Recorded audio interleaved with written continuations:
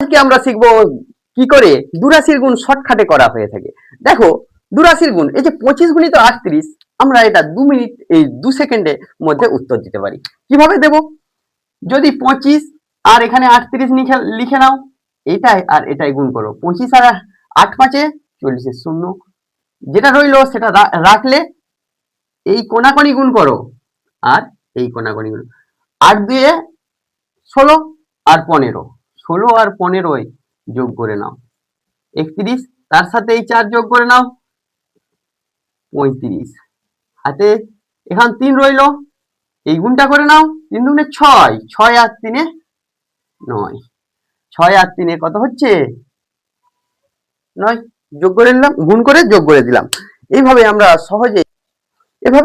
সহজেই মান লিখে দিতে পারবো। দেখো এখানে কত হয়ে গেল? 950।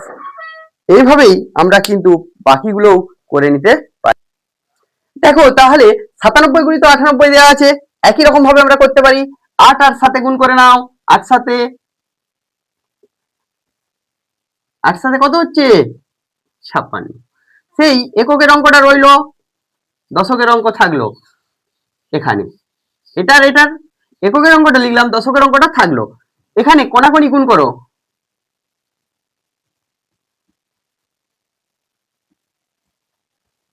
যোগ করো। 5 দিয়ে 7 3 10, হাতে রইলো 1, 7 6 13, 1 14, শূন্য, এই 14 পড়ে রয়েছে। আবার 9 9 81, এইটাই গুণ করব 81। তাহলে কত হলো? 5 আর 9 95। তাহলে কত আসছে? 9506। আমরা এটার উত্তর বার করব।